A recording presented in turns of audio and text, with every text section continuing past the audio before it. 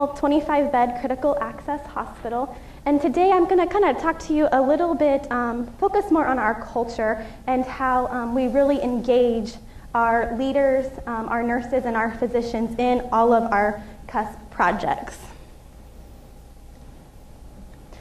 So first I'm going to kind of talk to you a little bit about our pillars of excellence. We have these in our hospital, and you'll see them as you walk down the hallway.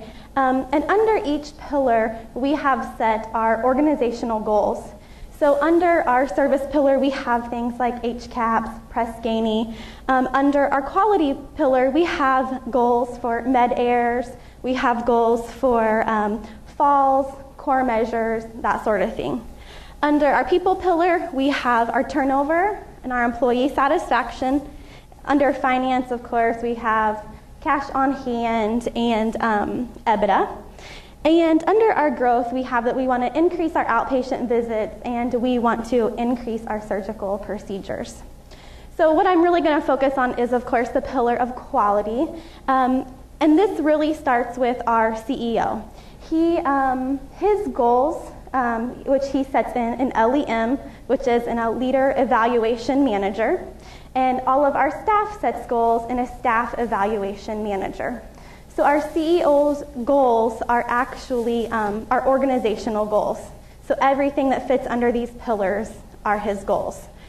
So for example, I have an LEM, and since I am the quality director and performance improvement coordinator, under my quality pillar, I have goals for CLABSI, and I have goals for COTI. And then it trickles down into our department managers. So our med-surg manager actually has a goal for COTI, and our ICU director has a CLABSI goal. And so kind of how this works is our evaluations at the year end, our bonuses and our raises are all measured by our goals and whether we have met those. So what we do is every quarter we log on to our evaluation manager, and I will describe in there what I am going to do to help meet these goals for COTI and CLABSI. So some of the things that I've put for CLABSI is I'm going to attend meetings such as this. We're going to do audits. We're going to do rounding. We're going to do education. And so this is just really holds everybody accountable and engages our whole hospital. And really it helps engage them, because who wouldn't be engaged if it's going to affect your pay and your bonuses? Also, our managers, from these goals that they have set, they develop a departmental quality report. So that report they turn into me every quarter, and so our med-surg has a section on COTI, and our ICU has a big section on CLABSI. And so I turn that into kind of a simple report for everybody to read, and that actually goes to our board of directors. It goes to our physicians. It goes to all the departments. Everybody sees our results, and they know. So it really gives them the drive and really wants to make them succeed, because they know everybody is going to be seeing their results. Now I'm going to kind of talk to you about our 9 principles of excellence that we stick to. The first one is our commitment to excellence. This really starts with our CEO. He is behind us 100% with our CUSP projects. For example, every morning we have what we call a bed huddle, which includes our CEO, our chief nursing officer, our case managers, and our nursing supervisor. And I understand probably not every hospital can do this because they're not as small as us, but we have a little meeting and we go through every single patient that's in the hospital. Our target areas are their discharge planning process, and do they have what they need to go home. We focus on COTI, so we actually talk about every patient in the hospital that has a Foley catheter. Is it appropriate? Can it be pulled? Same thing for CLABSI. Do they have a central line? Is the line dedicated? Has the dressings been changed? Did the patient come in with a central line? Did we get the dressing changed? So our CEO and our chief nursing officer, we really have support from our leadership in our hospital, which really helps drive everybody to succeed. Another thing that we have is every day at 2:30 we then have a team meeting, which really brings all of our entities together That would be case management, myself as quality director, our infection preventionist, dietary, speech, physical therapy. Our CEO comes on occasion, and our chief nursing officer comes, as well as the nurses who are taking care of those patients. And the med-surg director comes, because that's our primary population. So we'll, again, hit with those nurses safety issues, falls, CLABSI, and really talk with the nurse. Does that patient have a central line? Does the dressing need changed? Is the line dedicated? And go over all of those things. So we're hitting them twice a day to make sure we're meeting our goals. Now when we go to team meeting, the nurse comes in, she'll sit down and she'll say, yes, they have a Foley. Yes, there's an appropriate indication. And for CLABSI, yes, they have a central line. Dressing's been changed. They'll go through the whole spill. It doesn't really have to be asked of them anymore. Our second principle is measure the important things. And that's really what we're doing with our CUS projects. We're measuring the important things. And we are tying them to our evaluations, which is really how we're engaging the whole hospital. And number 3, build a culture around service. We are doing this. I don't know if any of you have heard of Studer. I'm sure some of you have, and I'm sure some of you are Studer hospitals. Really, they have helped us build our culture. We have been a Studer hospital for about, yes? Could you describe to folks what Studer Group is? Yes, Studer is actually kind of an organization that really helps hospitals build on their communication, their satisfaction, patient satisfaction, and we have taken a lot of tools from them to help our hospital. And they really talk about how to get the whole hospital engaged. And that's a lot of the reason we're doing team meeting, we're doing bed huddles, we do discharge phone calls, we do rounding, and the reason we're so involved in all the CUS projects. From them, we kind of understand the importance of getting our hospital involved and engaged. So one of the big principles we took from them is AIDIT, which is acknowledge, introduce, duration, explanation, and thank you. So we are expected to say that every time we enter a patient's room, every time we see a visitor, we are expected to introduce ourselves, say thank you, tell them how long they're going to be here, what they're going to be experiencing. But on AIDIT, our hospital actually added an S for AIDITs, and that S stands for safety. And so we tell them what we're doing and why we are doing it for their safety. So when we're in changing a central line, we explain that to them, tell them why we are in there doing that. And that's really helped build our culture. Do we still have some problems with AIDITs? Of course. For example, the other day I'm walking down the hallway and we have volunteers that take and escort patients to and from their rooms. And one of them is not doing her AIDIT, she's on her cell phone. But it really stands out to us now. We know what is expected, and when you're not doing the right thing, somebody is going to say something, whether it's safety, whether it's you're not doing the right thing, and explaining to them what you're doing. I am escorting you here. So when things like that happen, it really sticks out, and somebody will kind of find out what you've done. Create and develop great leaders. We do that by having what we call LDIs, and that is where we bring all of our leaders together and really help build them and build their communication, help them work with their staff. So we have these quarterly, and in the first quarter of this year, we actually had a student representative come to our hospital and speak to our leaders. And another thing that we did actually just this last quarter was our CEO took all of the leaders from our hospital to a local ropes course. It's kind of a team building course. And now we are going to take all of our staff through that. But that's just kind of really helped build our culture. And I think it's really going to help our staff to learn kind of how to work through teams. And it's kind of fun when you go because you really see who are kind of the silent leaders and who are the vocal leaders. Focus on employee satisfaction.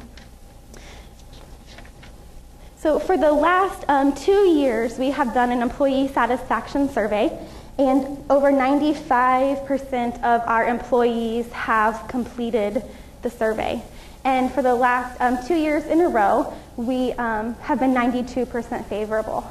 And for the last 2 years in a row, we have actually won Modern Healthcare Magazine Top 100 Best Places to Work. And really, that's because of our culture. Number 6, building individual accountability. We really build individual accountability with these CUS projects by having our evaluation managers and really tying what you do with the CUS projects like CLABSI and COTI to your evaluation. And they are in that evaluation manager every quarter talking about their personal action plan and what they are going to do to help these projects. Align behaviors with goals and values. This might sound a little harsh and a little blunt, but honestly, we want high performers. We don't want low performers. And if there's a low performer who's not willing to take the initiative to help with these projects, they either have to move up to a high performer or they're going to be moved out.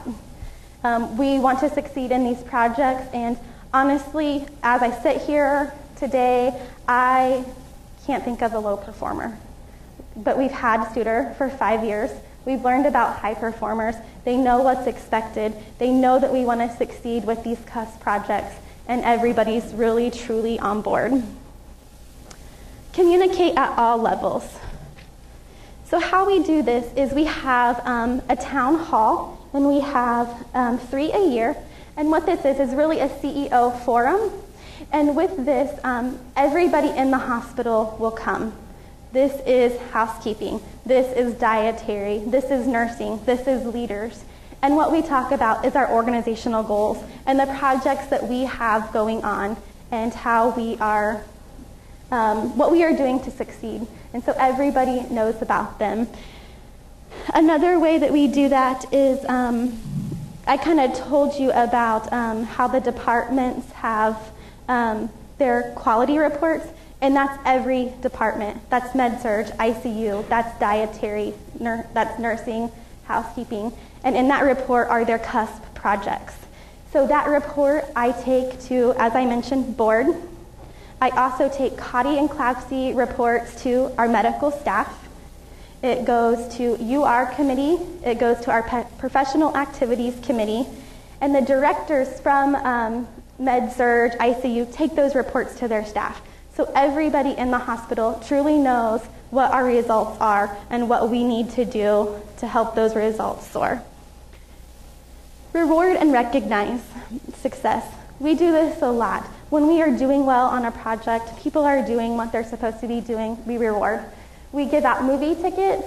We give out, we have like logo shirts. We offer free meals in the cafeteria. We give out gift certificates to the local Cherry Berry, which is like a frozen yogurt place. So really recognizing and rewarding staff, letting them know we appreciate their hard work and we appreciate that they have helped our projects be so successful. The tools that we use to sustain this is rounding for outcomes. I know one of the other hospitals talked about this. But we round on employees. We round with them and we ask them, what is going well for you? What are your barriers? Why can you not get in to get that central line changed? And they'll tell us. For example, we rounded on one nurse who said, you know, we don't have a good spot to document when the central line dressing's last been changed. So we're like, oh, well, that's great. So we went into our electronic medical record and we actually built a section specifically dedicated for central lines and kind of around the CLABSI project. So then in our newsletter that we have that goes out monthly, we let nursing know, you know, we heard you and this is what we did about it, just to let them know that we support them and support them bringing things to us. And when they bring things to us, we try to find solutions for them. We also round with support services, we round with patients, and we round with our physicians. When we round with our physicians, we ask them, they are educated about all of our projects at medical staff.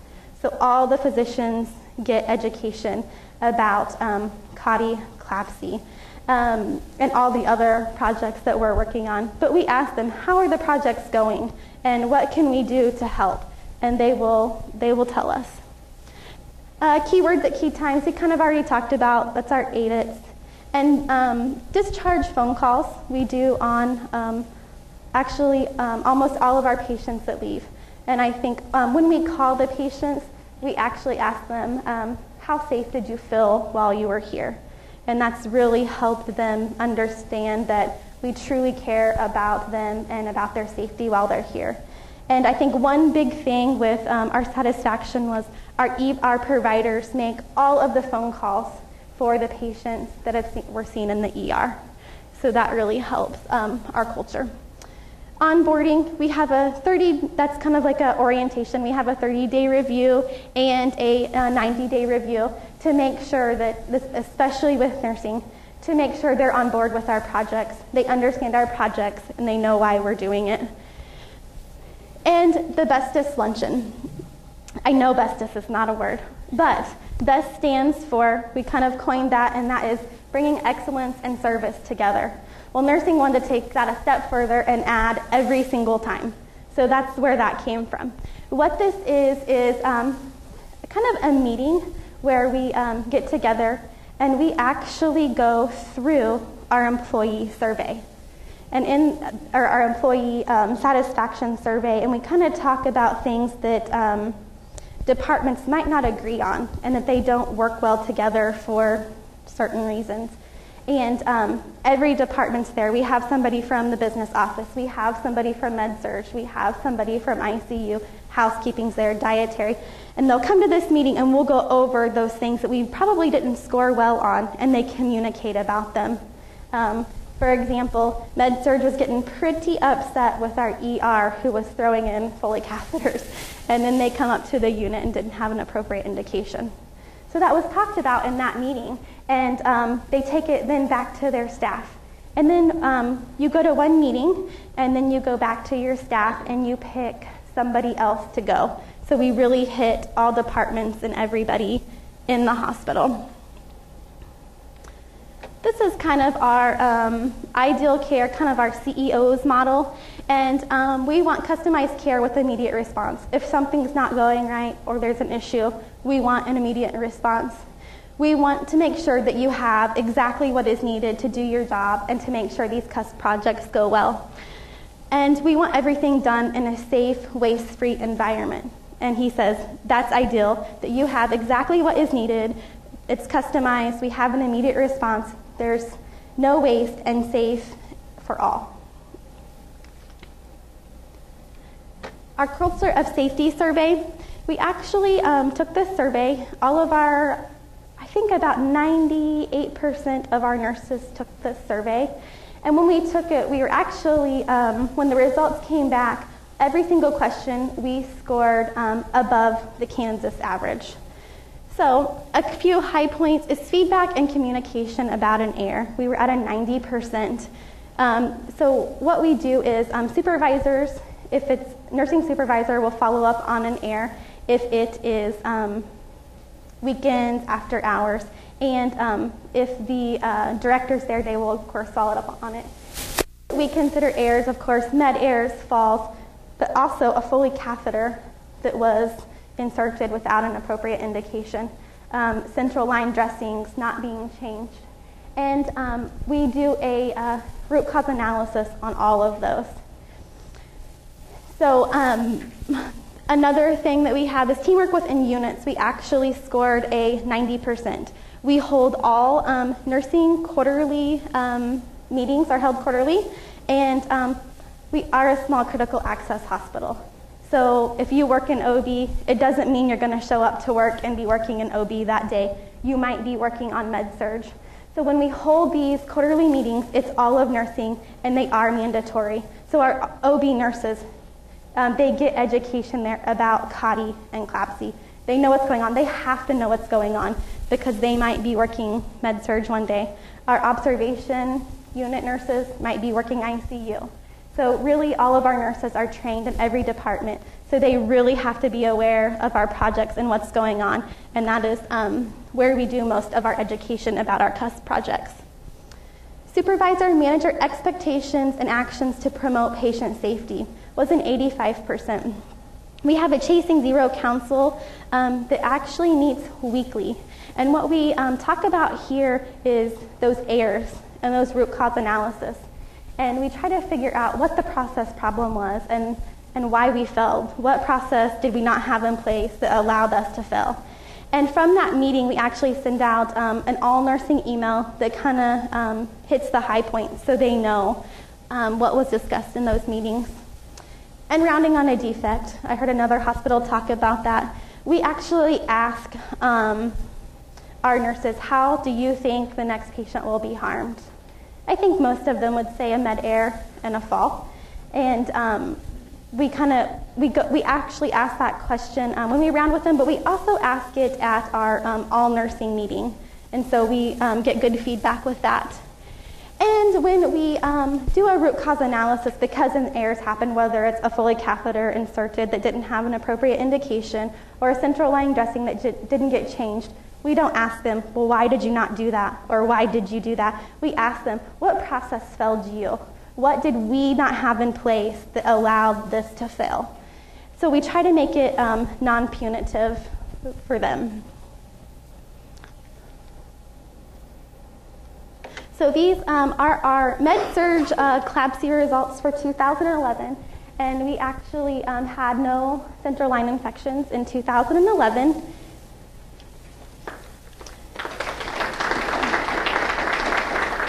And so far for Med-Surg 2012, no infections. ICU 2011, no infections. And ICU 2012, no infections. And as we actually look back, I went to our, I'm fairly new in this role, just since October, but I was a float pool nurse before this, so I'm aware of kind of everything that's been going on. But I went to our infection prevention nurse and I said, well, when was our last central line infection? We look clear back to 2008, and we have not had a central line infection since 2008. And I realized that our volume is lower and our utilization, our central line days are not as high as some of these bigger hospitals. But for being a critical access hospital, we are really proud of our nurses and the effort that they put forth, and no central line infections for at least the last 3 to 4 years.